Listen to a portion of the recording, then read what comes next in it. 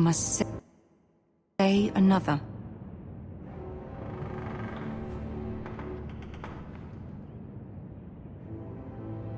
Good luck.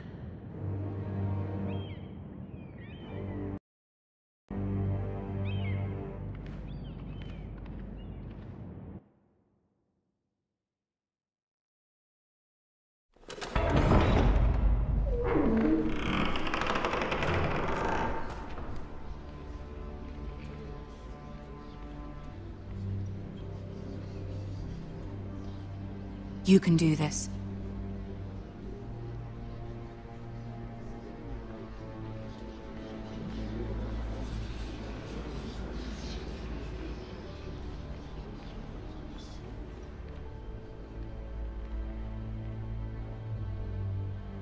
Ah, Lady Marjorie. Aren't you looking lovely this evening? Lord Tyrion. Your Grace? With your permission, allow me to introduce Lady Mira of House Forrester.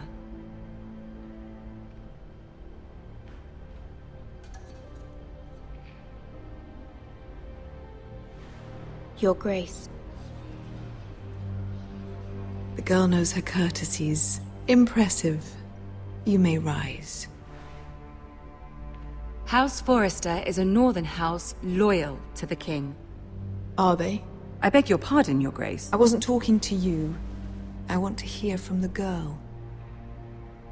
Is your family loyal to the king? Perhaps you should ask the new Lord Forrester. He's not here, is he? She is. Yes, Your Grace. To the one true king. The one true king.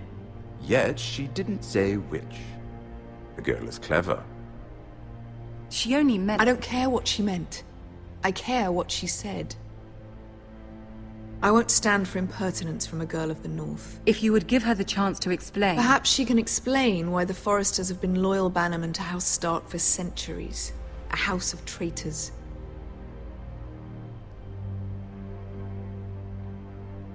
Yes, Your Grace. They are traitors. The Starks were your liege lord, yet you name them traitors so easily.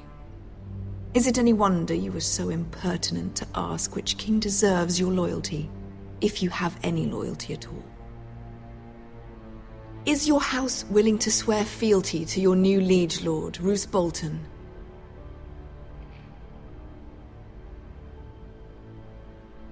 He is the Warden of the North, Your Grace.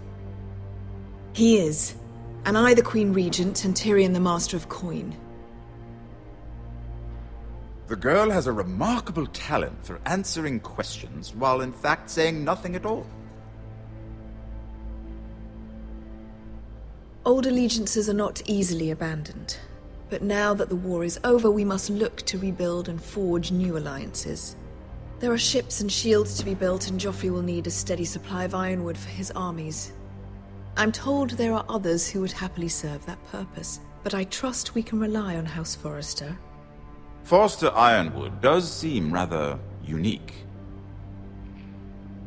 Yes, Your Grace. It would be a shame to see it fall into the hands of another house. I imagine you'd do almost anything to prevent that from happening, wouldn't you? Ask any Lannister, and they'd do whatever was necessary to save Casterly Rock. It would be unfortunate to see another house lay claim to what's yours. Yes, Your Grace. I would do anything. I see. What would you have the girl do, Cersei? It's not as if she fought beside the Starks, wielding a battle axe for the Northern Army. It raises an interesting question, I suppose. Can we truly blame those who end up on the wrong side of the war? Our dear Marjorie here was betrothed to Renly Baratheon on the false assumption that he would one day rule the Seven Kingdoms. Can we fault her for her mistake? Should she be held accountable?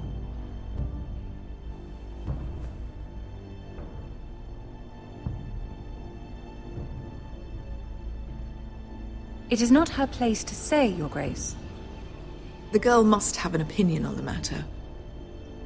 If there's a point to this, I hope you find it quickly. Loyalty can be such a hard thing to define. This city alone is filled with all sorts of ambitious opportunists looking to reinvent themselves, pretending to be something they're not. Who knows what lurks within their hearts? You are a girl from the north, here in service to Lady Marjorie. One can only assume her interests are yours. Yet loyalty to a king, that must be absolute, beyond question. And if your loyalties were to become conflicted between your king and the very person whom you serve, what would you do then? I'm sure she would... Let the girl answer the question. Go on. I would be true to the king, Your Grace. Well said. I was beginning to worry you didn't have your priorities straight. She is a threat to the crown, isn't she? The most dangerous handmaiden in all of King's Landing. My sense is this girl will say almost anything to get what she wants. Which is not very encouraging. I'd like a word with you, if I may. Of course, Your Grace.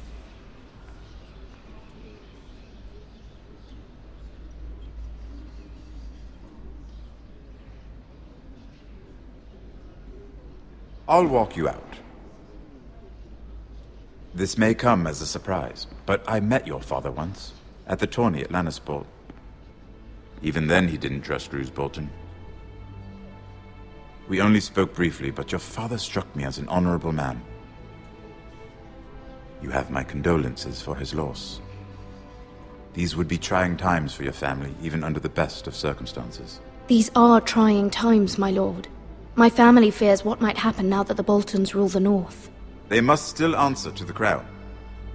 You shouldn't forget that, nor should they. That certainly took courage. To so publicly declare your loyalty to Joffrey for all to hear. Poor Lady Marjorie was humiliated, although Cersei seemed quite pleased. It was quite the first impression.